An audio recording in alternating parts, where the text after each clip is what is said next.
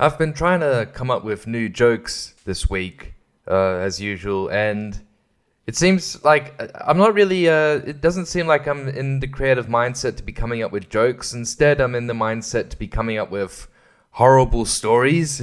Instead, I just try to latch onto something, and I'm like, oh, let's see where this goes, and I'm like, it just ends with a terrible ending.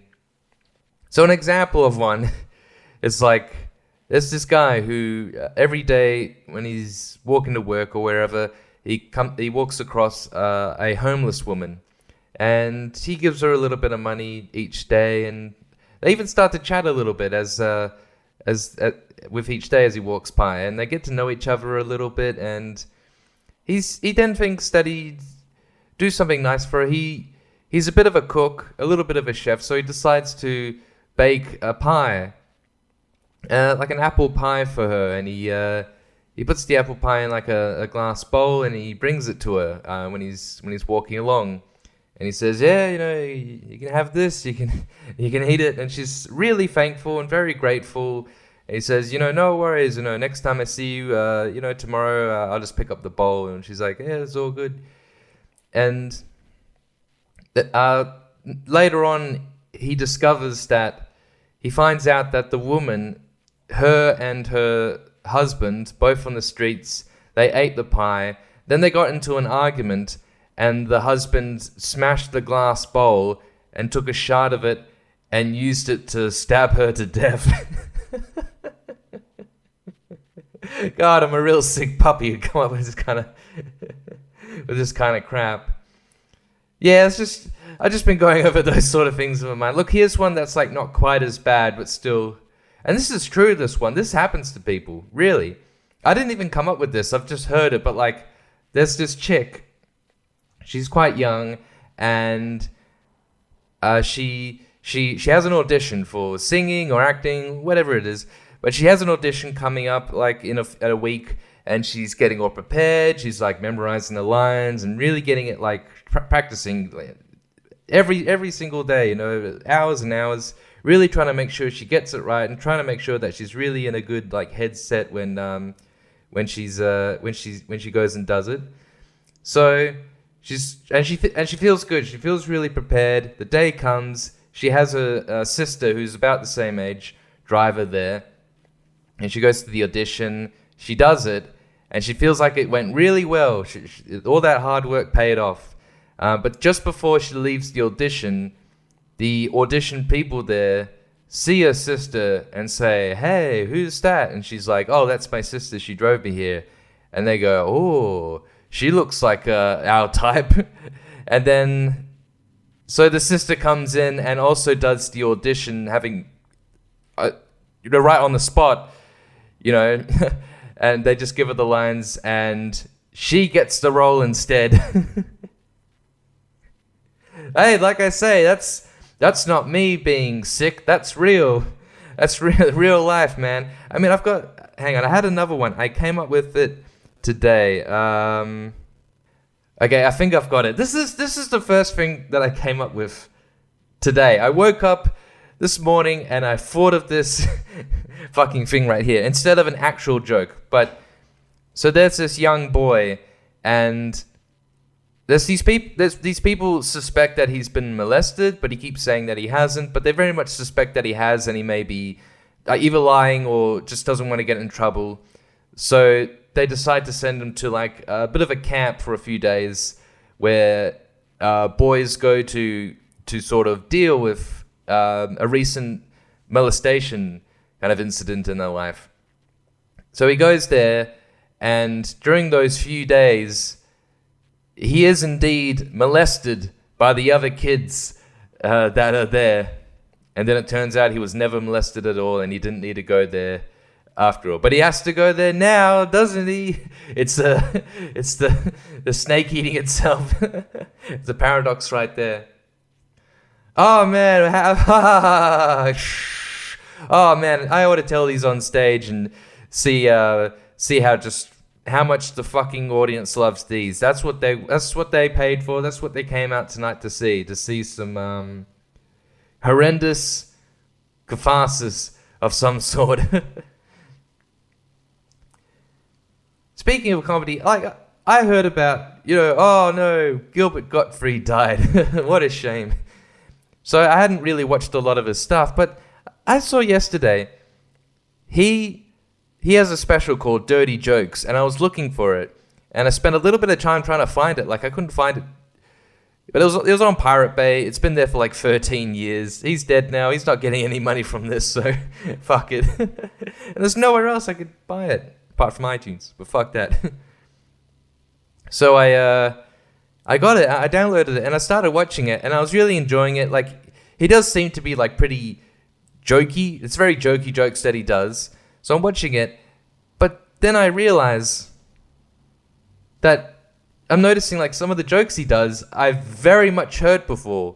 Like one of them was from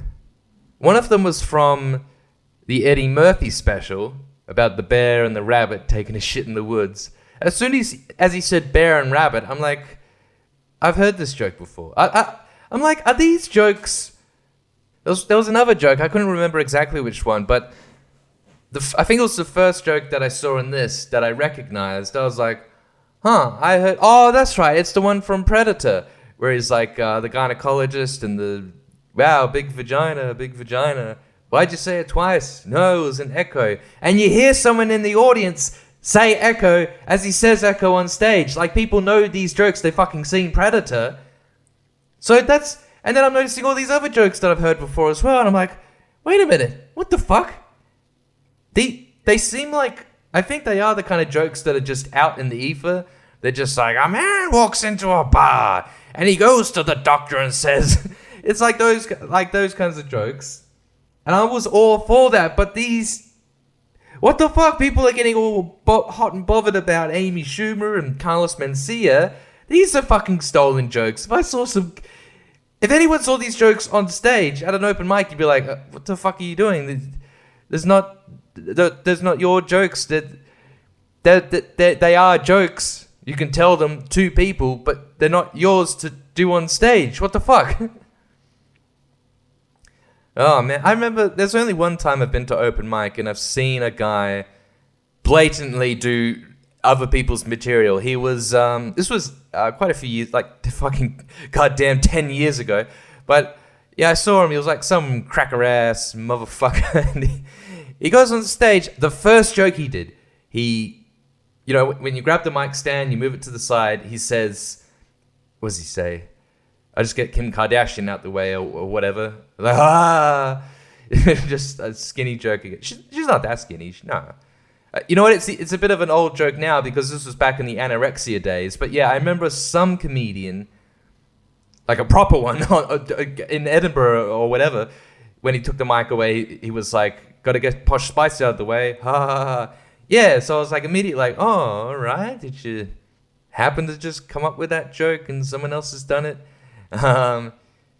But then the next joke he does, he says, I'm not going to swear tonight because it's just like my mum says, if you have to swear to get a laugh, you're a cunt. But that's an Ed Byrne joke, motherfucker. What the hell? Do you think like, oh, no one here watches Ed Byrne? Well, fuck you. This is a bloody outrageous. I don't know where that guy is and I hope he's dead, or if he's listening right now, reach out to me, reach around to me, and let's see if you're still in the comedy scene or whatever. No, I'm honestly not that outraged. It's not a big deal unless you keep doing it. But actually, I've seen the opposite happen. It seems recently.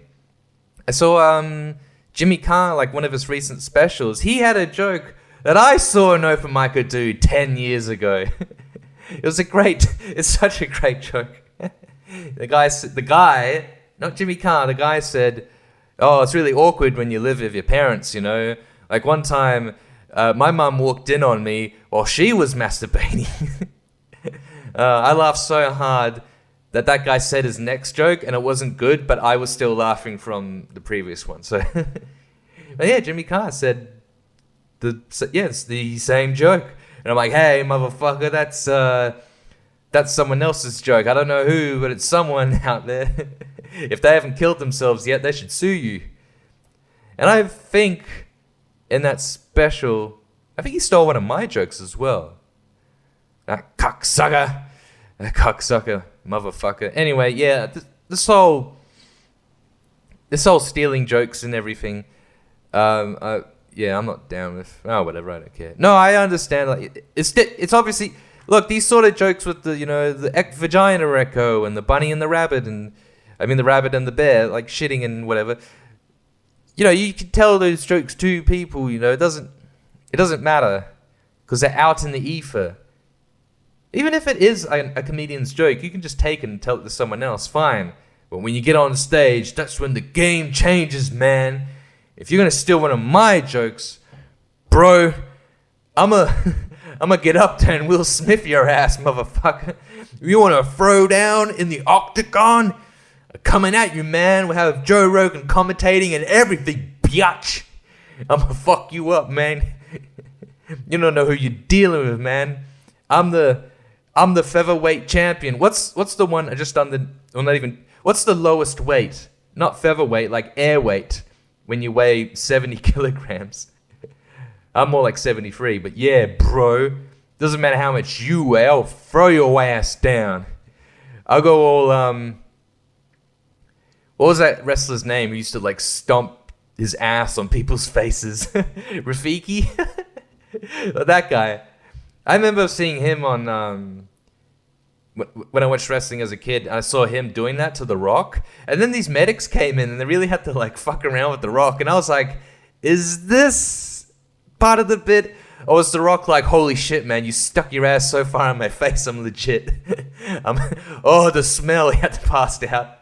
They gave him smelling salts. It didn't work. They just put his ass by his face again. Woke him up and he passed out again.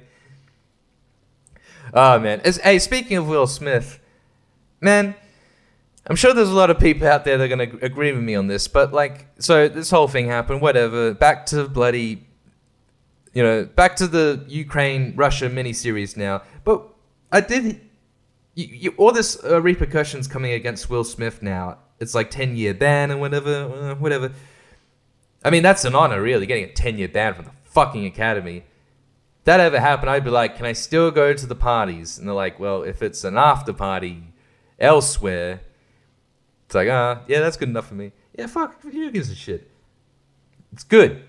I hope I get banned for 10 years from the Academy. Saying the N-word 50 years ago.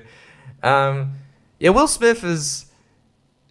I'm seeing like, a lot of this shit, like, I think it was like a post that went around that was saying all the things that had happened to him. And it's like all these movies have been cancelled, like the new Bad Boys.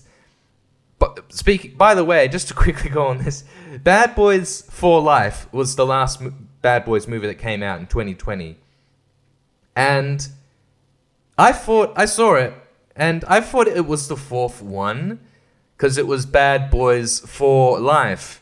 But it's the third one, so I'm like... I swear to God there was a third Bad Boys movie that came out. In like 2007. This is fucking me up now. I swear to fucking Christ. When did there was one that came... Oh wait, no, I wouldn't have... I don't know, mate. Yeah, Bad Boys 2, and then Bad Boys for Life. Anyway, God damn it, you're supposed to... For Life, you should have called it Bad Boys Free Derek Chauvin. I don't know. Call it whatever you want, goddammit. But Bad Boys for Life, goddamn, that makes it confusing. So the fourth one's not going to be called Bad Boys for Life. It's going to be called something else, but fucking Will Smith's not in. So it's been cancelled. So you can't make fucking without Will Smith. So that's bullshit. No, I just think it's like, I don't care. Like, this whole thing is like come and gone, and I don't give a shit. This isn't actual cancelable things. He slapped a guy. He didn't say trans people need to go in the right bathrooms or whatever. He didn't say, like, if you have a penis, if you got a penis, you're a bloke. If you got a vagina, you're a lady. You're a Sheila. That's worse than slapping a dude, slapping an N-word on stage. As long as you're black, it's fine. Because like we said, if it was a white guy, man. Yeah, that's more cancelable. I'm serious. But he just slapped a guy and then swore at him a bit. Okay. Fine. Well, that's bad. And he should have something, I don't even think Will Smith can like go back into acting for another year, it seems. But he's been cancelled from all this shit. I mean, Travis Scott killed 10 people in broad daylight, and he gets nothing. I don't like. It's he had an autobiographical film or biographical. I don't think he was gonna like actually write the fucking thing. And a I Am Legend 2, which is gonna have Michael B. Scott in it, Michael B. Jordan instead. What the I don't. That makes me not want to watch it. It makes me not want to watch it. I don't know, man. I think it's been a while since I've seen that movie, but I remember digging Will Smith in it. So yeah, I don't know if I can do another one without him. And how the fuck do you make an I Am Legend 2? I suppose at the end of the last one, they just... Oh, it depends what ending you watch. Fuck me. Well, hopefully they go by the original ending, which on my DVD, it's like you can watch the original theatrical version or the one with the original ending. And you're like, yeah, that one would do better. Yeah, man, I just don't care. I don't care. Like, he didn't slap me. Like, by the time these films... I understand if they're getting postponed or whatever. Like I say, because Will Smith will probably take a week, a year away from acting and being a biatch. And... But like a year, so these films, it's almost like COVID. It's like these films get delayed till 2023 or 4. Like by the time, people have forgotten. People keep thinking. I think it was Bert Kreischer. Kreischer? Who cares? Fuck that guy. He said like, dude, every time you see Will Smith in a movie now, you're gonna be like, bro, he's the guy that slapped Chris Rock. He slapped Chris Rock at the Oscars. Like, nah, I think we're gonna get over it. I think it's gonna be there, and when he shows up on screen, you're like, "Hey, don't slap me!" But Will Smith is such a great actor, and he's able to transport you into a whole nother. He will make you forget that he slapped Chris Rock across the face and swore and yelled at him over some dumb joke on live international TV, and everyone saw it. Well done. But yeah, he's that good. No. It's not that he's that good. It's just that I don't care, and I'm not even gonna care by the time that comes out. Like it just, like really. And I think Bird even said like, bro, he's never even gonna have another film. He's never gonna be in another film. Like this isn't Kevin Spacey. He didn't molest. He didn't grab the junk of a guy who was 17 years old in 364 days. Grabbed him by the junk very briefly, and then the guy later. I was testifying about this and everything, and then he mysteriously dies. And court case gets thrown out, but it doesn't matter because Kevin Spacey's already been cancelled in the court of public law, which maybe is better than an actual court of law. Because yeah, you might get killed by a Tom Cruise assassin. I didn't think I was going to talk about this, but that was such a good segue. All right, man. All right, Michael Mann. I've not seen every Michael Mann film, not quite all of them, but to me, I'm not the biggest fan of him, but he's got some good shit. That I rewatched Collateral the other day, and I haven't seen it in fucking 13 years. And I was like, damn, this is his best film. This is really good. Like it's such a, it's got Jada Pinkett Smith in it. It's so fucking slick. I love every shot. It looks so fucking great. I love that it's just the dynamic between these two guys, showing Jamie Foxx to get a bit more of a rough guy a persona about him. You know, nothing brand new or anything, but they do it well in this film, and it's just so... I think what it is that there are... Let's just say there are moments in other Michael Mann films that I prefer to any moment in Collateral, but Collateral comes across as the best film, because these other films are just too fatty. They're like a steak where you got to cut around the fucking fat. You're like, oh, god damn it, it's too fatty. By the time you're finished, you're like, I'm not quite entirely full. Collateral leaves me full. It's just sleek like my hair. It's like, you know, I'm going to piss people off saying this. I like it more than Heat. Heat's overrated. It's still a good film, but it's just, it's pretty fucking long. It's too long. The Natalie Portman character in it is so fucking annoying. She's not in it for that long. I feel like she has 2 scenes, and I can remember them very vividly. I just so bothered by her in it. Just make you fuck off, Get the fuck out of this film. She could have been edited out of that film. I don't understand why she isn't. And I think she's underage in it, so you can't even just be like, oh, well, I can just jerk off to anyway. No. Well, if you're a pedophile, go right ahead. But with, Heat is pretty baggy, and it is really good, but I guess that kind of film, maybe it just gets too caught up in its own story, and it's like, oh, we have to show this thing so we can show that thing, and this thing and that thing, and really, you just want that, you just want the moments, or just the tension between, Pacino and De Niro, whatever, anyway, it's still good. And what else? Manhunter that I saw recently. Again, really? I'm watching that film, there's parts of it that I'm like, oh, this is so fucking good. And then the next scene, I'm like, oh, this is fucking terrible. It's just awful. The main character in that film sucks, man. He's got a dictaphone, that you talk into. He has that so he can have this emotional, what's it called? Emotional exposition. So he could be on the dictaphone. He's like, oh, it looks like this killer, what's he called? The Tooth Fairy killer or whatever. He came in and he bashed the door, blood splatter over there. He's going through all that, and that's fine. But then he's like, I see how it is. Because I'm like you. I'm just like you, you fucking killer. I know where you at because I am you. It's like, oh, God, this is gross. And it's just, just overacting from that main dude. I mean, maybe he's just badly directed, But then there's parts of good old Brian Cox, who I wanted to be in that film way, way, way more. He is so much fun. Yeah, and then at the end with Tom Noonan, it's weird. I didn't like...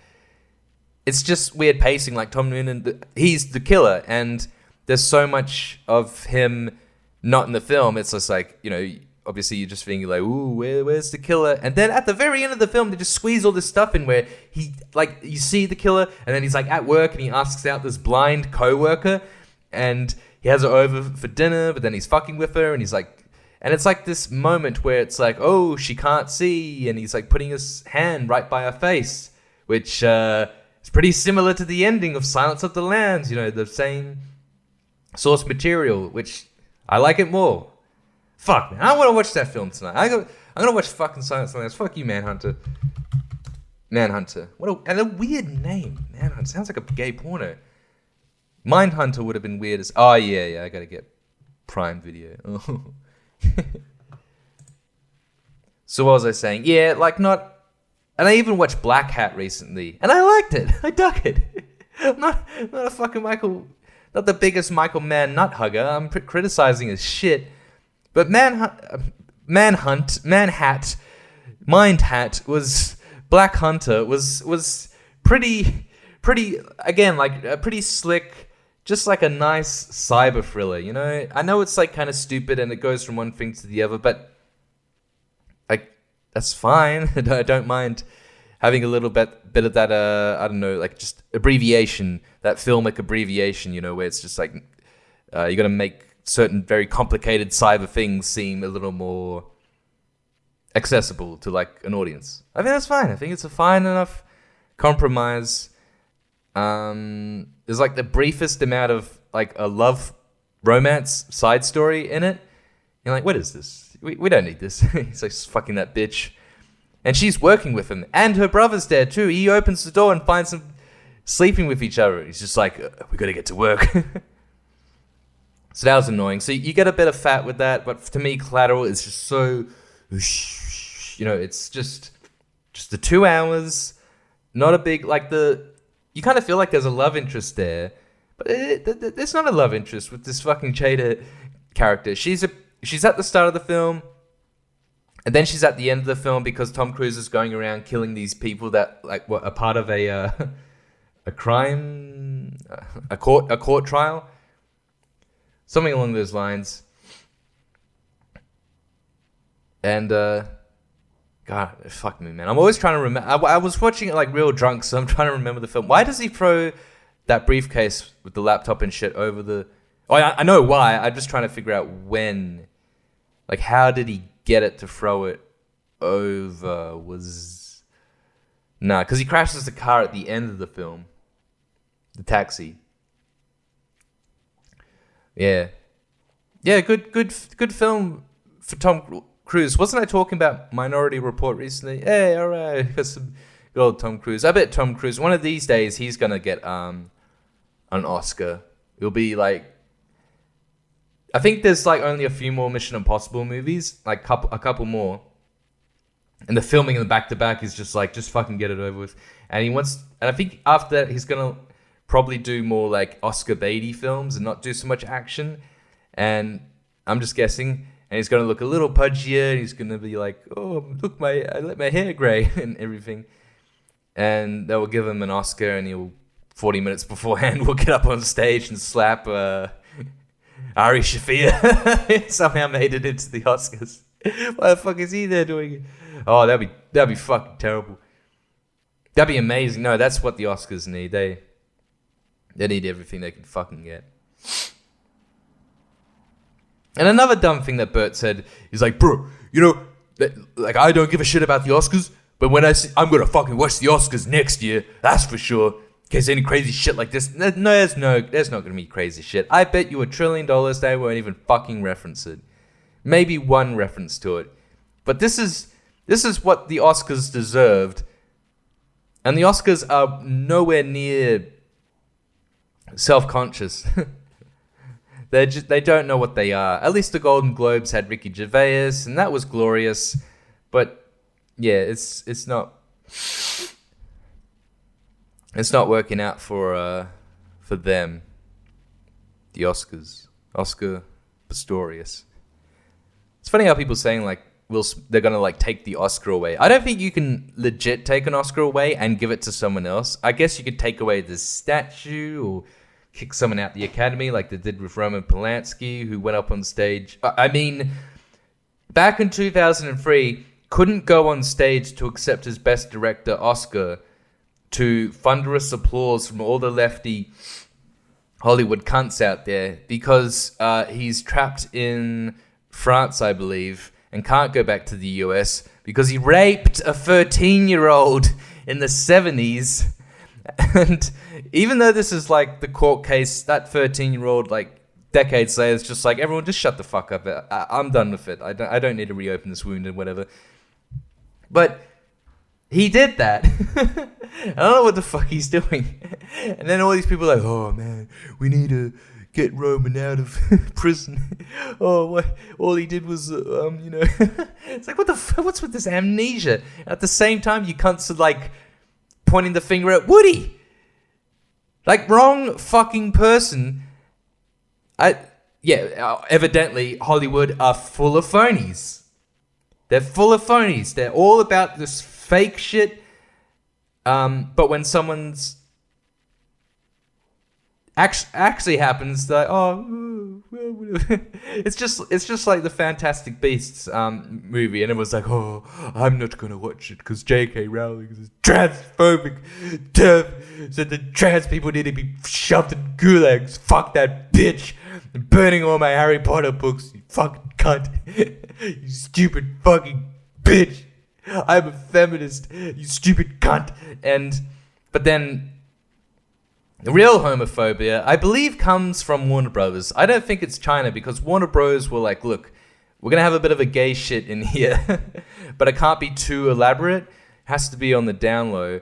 So we can't force as much in. We can't fudge back it as much as we'd like to because of the Chinese release. But we need to mention it at least once. We need to get like and I loved him. So we need like one line that will get nixed for the Chinese market. China's like, cool. So there you go. It's kind of like, at least, you know, obviously an independent film can have all the gay sex at once. They're just like, it's not coming out in China, fuck it. But for big budget films like this, it's kind of like the 50s or before, like the new Hollywood movement. If you wanted to address gayness in a film, I mean, in the 50s, nah, you'd have to, the 40s and 30s, forget about it. Even though there were a lot of gay people in Hollywood, you have to make it allegorical, anything like that. Anything sensitive and political in terms of the politics for those times, It's got to be, it's got to be like allegorical. I mean, not just in, I mean, more so in like Europe or South America. Like, yeah, a lot of the films, they're weird and crazy, you know, some of them like, but they got, you know, because some of them are flat out surreal. And the reason for that is because it's like a hidden allegory, because you can't just come out and say, oh, I don't like the communist state or whatever. It's just like, well, you're beheaded now. So I guess they're not doing the same thing. It's not like an allegorical thing in Fantastic Beasts. It's just them.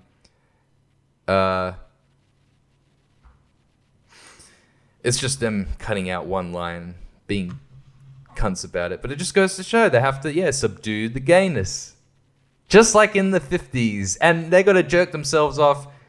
What, in June or whatever gay month is? They're like, oh yeah, we're so fucking homophilic. We love gay people. Oh, all the trans and queer and oh. Every time you put a gay person in a film, it's like, this is the first gay couple in a Pixar movie. And it's just like, in the background real quick, you see two lesbians making out with each other. And it's just like, yeah, we cut this out in the Chinese release. Yeah, good old Disney and Warner Bros. And all the mega conglomerates that can go suck my dick, which they wouldn't do. They're like, oh, I fucking hate suck dick. We hate cocksuckers. That's their true colors.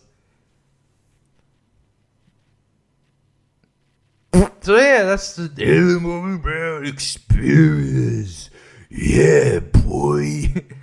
For another, I got this out really late. For another, podcast. This is the 25th of April today, 8 p.m. And speaking of steaks earlier, I'm gonna have one now, and I hope it's not. I hope it's more like Collateral than Heat or Manhunter or Black Hat or Man Hat or... Not a big fan of Thief either. I don't remember it too well, but I was not a fan. Like, I get... Michael Mann is very stylish and everything. And some of the...